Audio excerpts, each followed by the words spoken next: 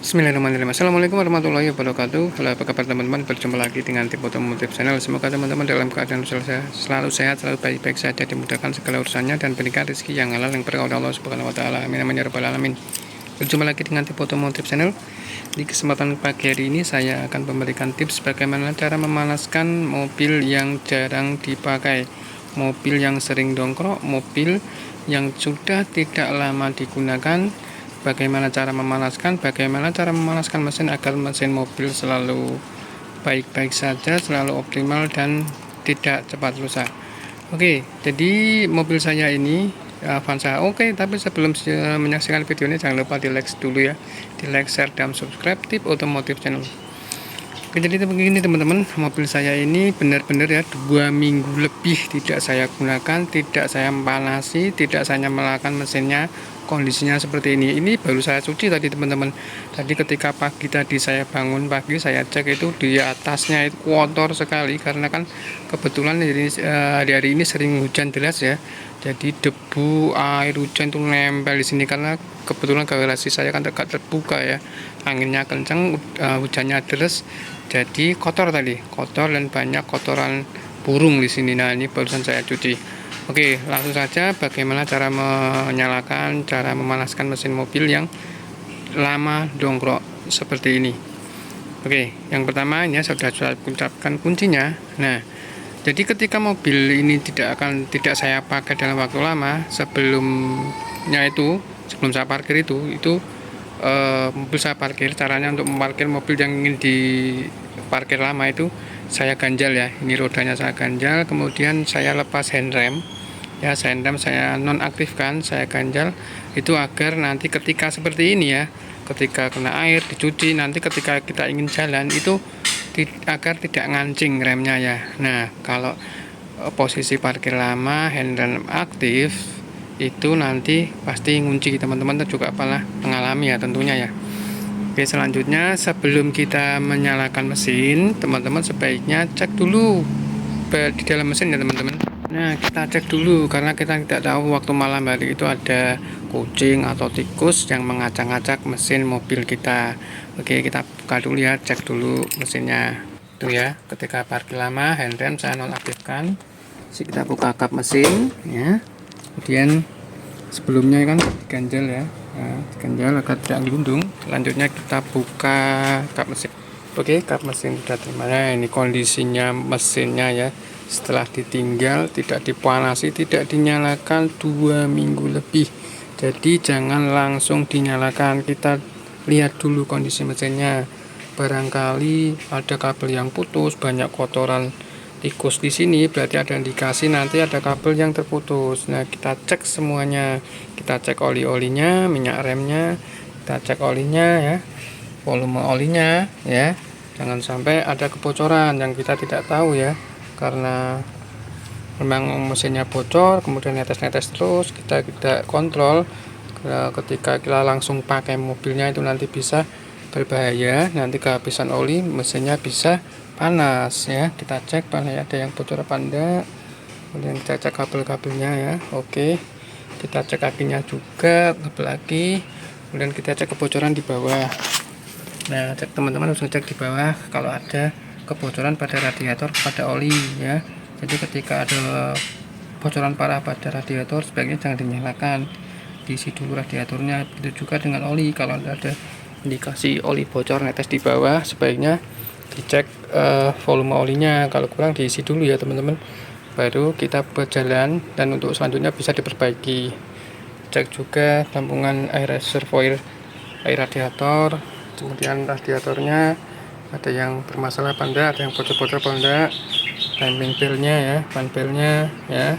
Kalau sudah seperti ini kira-kira aman, baru kita nyalakan mesinnya. Kemudian ketika mobil teman-teman lama ingin diparkir, sebelum diparkir ditinggal lama itu, kalau saya cabut minus akinya seperti ini ya, kabel min aki aja. Ini tujuannya agar aki mobil saya awet ya, karena mobil dongkrok kan tidak nyala, nanti tidak terisi akinya, makanya agar strom tidak tersedot ya, strom aki kita tidak tersedot pada saat parkir itu saya melepas kabel minus akinya saja. Nah, kita coba pasang ya, kita pasang nanti kita untuk menyalakan mesin. Oke, minus aki sudah terpasang. Nah, kalau untuk aki GS hybrid ini ada indikator ya, ini warna biru ya, bentar ya. Ya, itu ya warnanya biru ya teman-teman. Tandanya akinya masih bagus. Oke, langsung saja kita buktikan. Kita akan menghidupkan starter mesin. Oke, setelah kita cek bagian kap mesin, bagian mesin, kita baru nyalakan mesinnya untuk memanaskan mesin. Nah, karena ini mobil lama tidak dipakai, jangan langsung masukkan kontak langsung starter. Caranya seperti ini teman-teman. Nah, pastikan ini ya netral. Kalau nggak netral nanti bisa loncat, karena ada beberapa orang yang ketika memarkirkan mobil itu dimasukkan gigi satu. Itu menurut saya berbahaya ya, ketika kita lupa atau tidak tahu itu nanti bisa loncat. Nah, itu ya, netralkan. Kemudian lebih baik tarik handle nggak apa-apa, karena kita akan memasukkan, kita akan gunakan mobil tarik handle. Kemudian matikan semua kelistrikan ya. AC-nya off-kan dulu semuanya. Ini blower, ini pendingin ya. Sudah mati semua. Audio juga mati, lampu-lampu juga mati ya. Nah, kemudian langkah berikutnya baru kita masukkan kunci kontak ya. Kalau masih menggunakan anak kunci ya seperti ini ya. Nah, kemudian untuk menyalakan mesin, pertama putar satu kali ACC ya, ini mati semua ya. Oke, kemudian on, on, tunggu dulu sampai bunyi full pumpnya selesai, mendenging itu selesai baru. Nah, ini indikator nyala semua, ini normal karena mesin belum nyala. Kemudian setelah itu baru kita starter ya. Sudah netral ya teman-teman.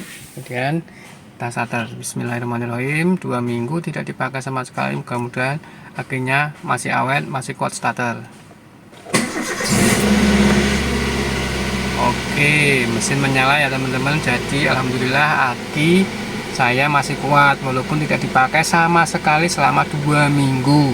Aki cek jereng ya, masih starter masih gampang, masih kuat. Kemudian ini indikator sudah mati semua, itu tandanya, kecuali handrem ya, ini handrem karena saya aktifkan handrem. Kemudian untuk indikator ketika mesin menyala harusnya mati semua seperti ini. Kalau ada indikator yang masih menyala, itu artinya ada yang bermasalah pada kode indikator tersebut. Misalnya engine lamp, kode engine lamp kuning ini menyala, berarti ada sensor atau bagian mesin yang bermasalah, sebaiknya dicari dan diperbaiki. Nah, kemudian ada sebagian mobil ketika mesin masih dingin itu ada indikator temperatur warna biru itu nyala. Nah, itu normal nyala, nanti kalau kurang lebih 1 menit ketika mesin sudah panas itu kan mati ya teman-teman. Seperti itu. Nah, jadi kondisinya seperti ini teman-teman. Sudah 2 minggu sama sekali tidak saya nyalakan. Alhamdulillah mobil masih normal ya. Jadi begitu teman-teman cara merawat, cara memanaskan, cara menghidupkan mesin untuk mobil yang lama tidak dipakai. Mudah-mudahan video ini bermanfaat ya teman-teman. Tapi sebaiknya teman-teman tetap melakukan memanaskan mesin mobil minimal 2 hari sekali kalau teman-teman tidak melepas ke minus aki.